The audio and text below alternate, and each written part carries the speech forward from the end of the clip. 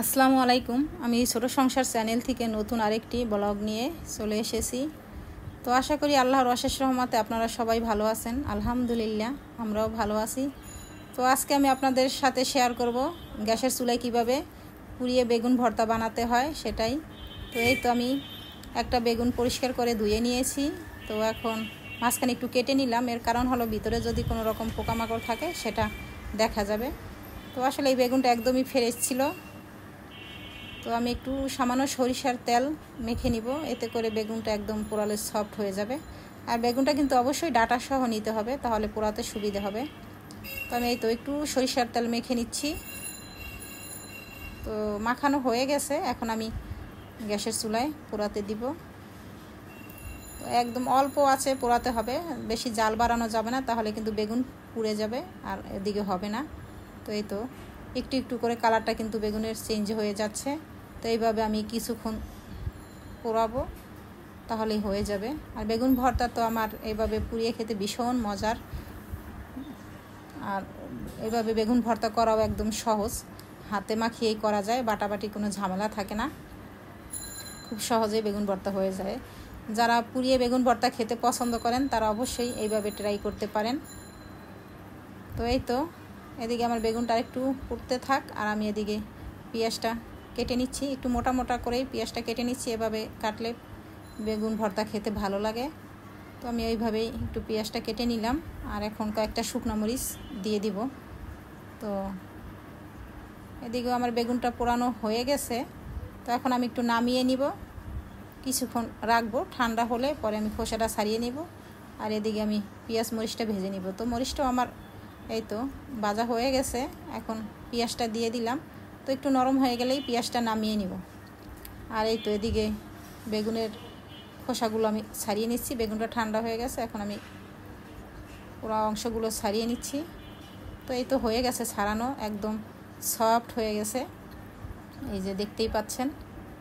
তো এটার যে একটা এক্সট্রা পানি থাকে সেটা আমি একটু ঝরিয়ে নিব, তাহলে খেতে আরও বেশি মজার হবে। আর এইদিকে আমি শুকনো মরিচটা আর পেঁয়াজটা মেখে নিচ্ছি, এখন এই যে বেগুনটাও দিয়ে দিলাম। তো একদম পারফেক্ট হয়েছে বেগুন ভর্তাটা। আর সামান্য একটু সরিষার তেল অ্যাড করে দিবে, এতে করে স্বাদ আরও বাড়বে। তো যারা পুড়িয়ে বেগুন ভর্তা খেতে পছন্দ করেন তারা এইভাবে করতে পারেন, আসলে অসাধারণ হয়েছে।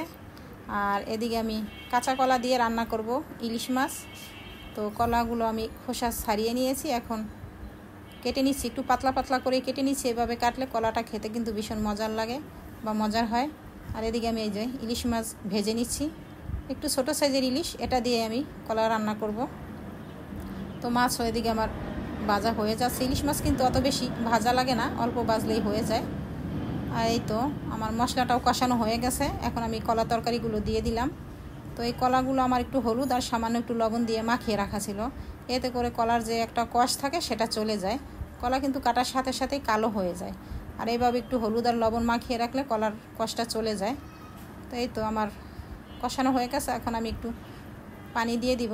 তো পানির পরিমাণটা আমি একটু বেশি করেই দিয়ে দিব, এতে করে কি হয়, রান্নার পরে কলা কিন্তু এমনি ঝোলটা টেনে নিয়ে যায়, তো সেই ক্ষেত্রে পারফেক্ট থাকবে। আর এই তো আমি মাছগুলো দিয়ে দিচ্ছি এখন। তো কলাটাও সিদ্ধ হয়ে গেছে, তো এখন আমি কিছুক্ষণ রাখবো। তো এই তো হয়ে গেল আমার ইলিশ মাছ দিয়ে কাঁচা কলা তরকারি। তো আমার ভিডিওটা যদি আপনাদের কাছে একটু ভালো লেগে থাকে তাহলে একটি লাইক দিয়ে দিবেন, চাইলে সাবস্ক্রাইব করে পাশে থাকতে পারেন। তো বিকেলে একটু বের হলাম বাচ্চাদের নিয়ে, ওরা একটু বায়না ধরছিল কোথাও বের হবে, তো ওয়াফেল নাটে নিয়ে আসলাম। তো দুজনের জন্য 2টো ওয়াফেল অর্ডার করলাম। এদিকে চলে আসলাম ক্রোকারিজের দোকানে, অনেক দিন ভাবছি আসবো সময় হচ্ছিল না, তো আজকে সময় করে চলে আসলাম। তো আসলাম, দেখা যায় একটার উদ্দেশ্য করে 7 আরও 2-3টা নিয়ে যাওয়া হয়, পছন্দ হয়ে যায় নিয়ে যাই, কি করব, আমরা তো সবাই চাই আমাদের সংসারটাকে সুন্দর করে সাজাতে।